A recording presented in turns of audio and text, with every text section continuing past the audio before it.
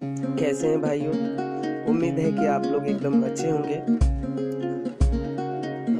आज आप लोगों के रिक्वेस्ट पर ही मैं हिंदी के ही कक्षा 10 के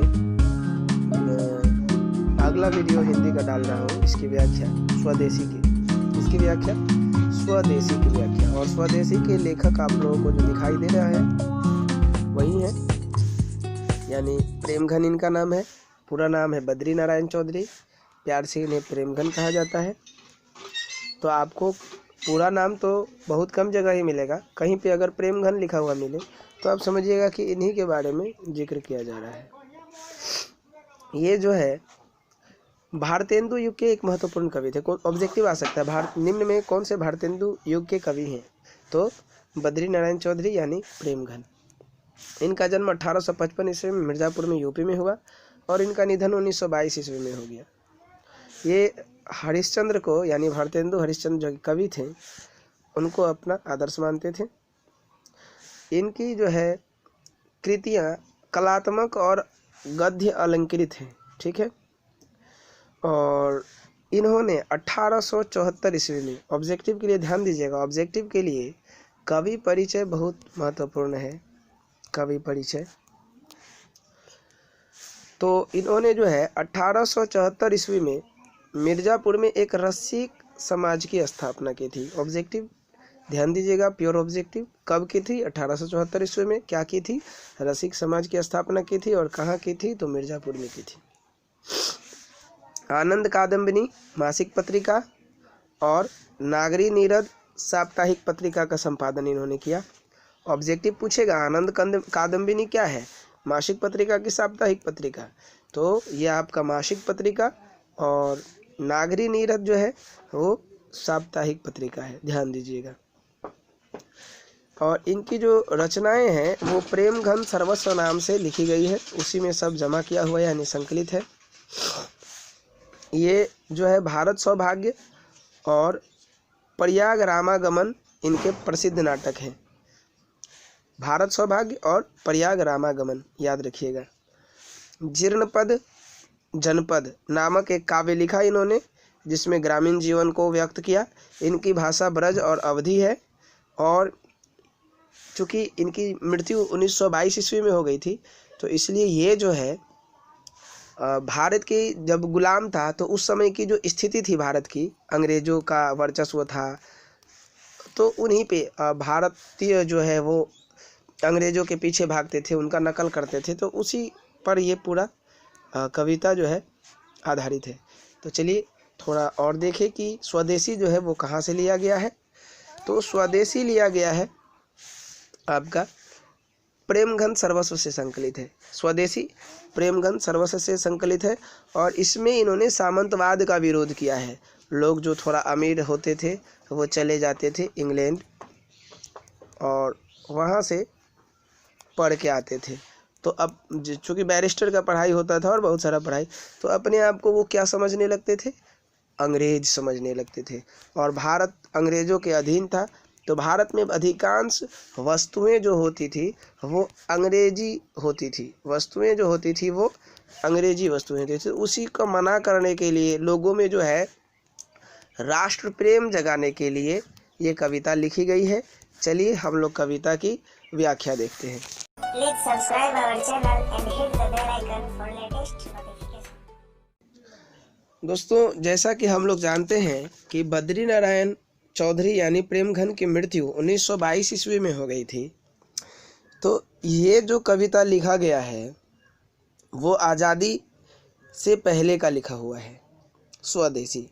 और उस समय में मैं बता दूं आप लोगों को कि जो अंग्रेज़ थे उनके अधीन था अपना भारत, और उनकी नीति जो है भारत के शोषण करने की नीति थी, यानी भारत का शोषण करते थे वो।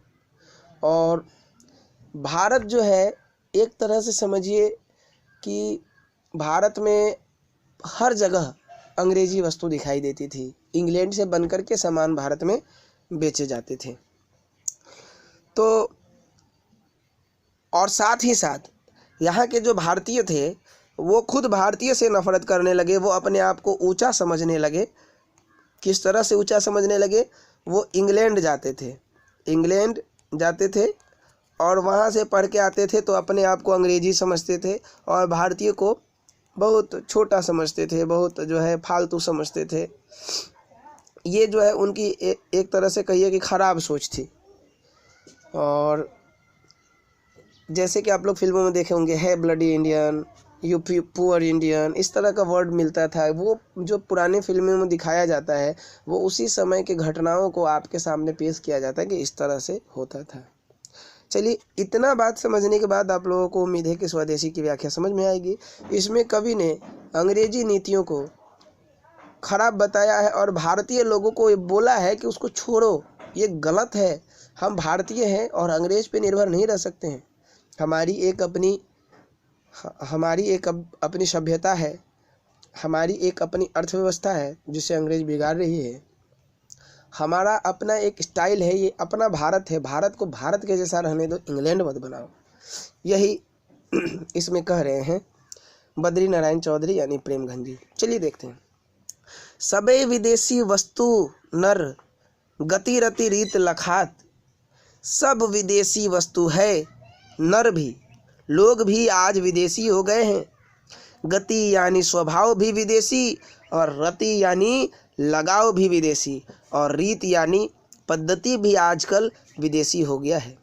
सबे विदेशी वस्तु नर गति रति रीत लखात, यानी सब विदेशी वस्तुएं हो गई हैं, लोग भी विदेशी हो गए हैं, स्वभाव भी विदेशी हो गया है, लगाव भी विदेशी हो गया है और जीने का जो तरीका है, जो सिस्टम है, जो पद्धति है, वह भी विदेशी हो गया है।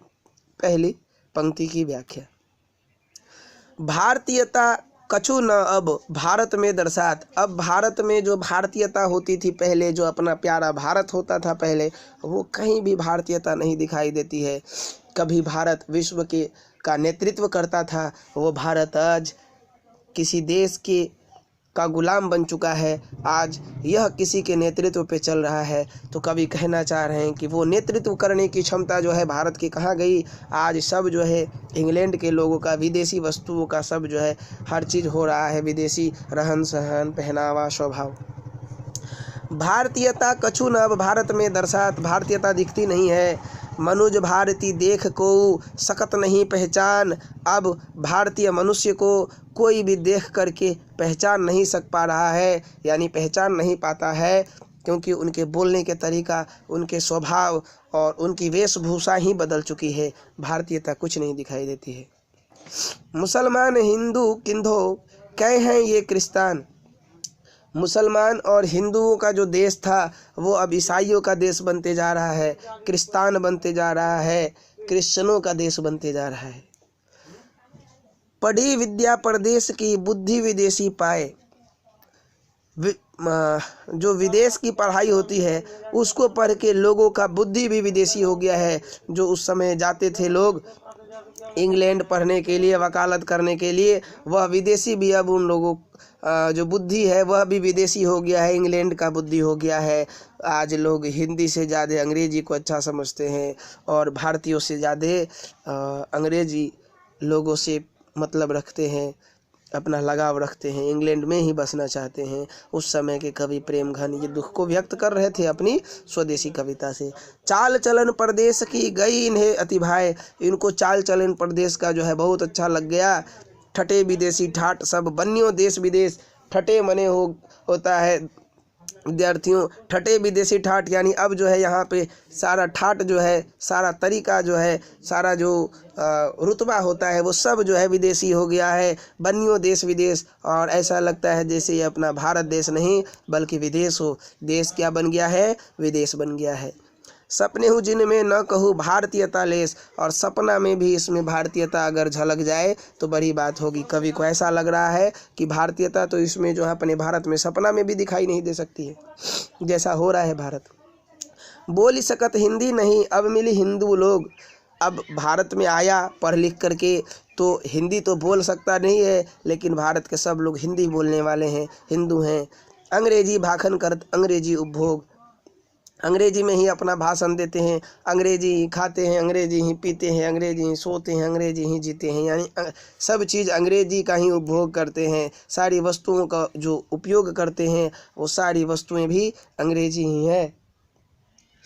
और इस तरह से कवि क्या करते हैं, कवि जो है समाज में अमीर वर्गों की सामंत वर्गों की और अमीर वर्गों की और सामंत वर्गों की, जमींदार वर्गों की क्या करते हैं, बुराई करते हैं, इनकी आलोचना करते हैं। क्योंकि उस समय जो है यही जाते थे विदेश में। अंग्रेजी वाहन बसन वेश रीतु और नीतु, अंग्रेजी गाड़ी है, अंग्रेजी तौर तरीका बसने का, वेश भूषा रीति और नीति भी अंग्रेजी बना लिया है। जैसे अंग्रेज भारतीयों से नफरत करते थे, इनकी भी नीति हो गई है। अंग्रेजी रुचि गृह सकल वस्तु देश विपरीत, घर भी अंग्रेजी स्टाइल में, रुचि भी अंग्रेजी, पूरा वस्तु जो है अंग्रेज देश के विपरीत हो चुका है। आज हिंदुस्तानी नाम सुनी, अब ये सकुची लजात हिंदुस्तानी का नाम सुन करके अब ये लजाने लगते हैं। इनको हिंदुस्तानी कहना पसंद नहीं है, कहवाना पसंद नहीं है। भारतीयता सब वस्तु ही सो ये हाय घिनात, भारतीयता जितनी भी भारतीय वस्तु है उन सब से ये आज घिना रहे हैं।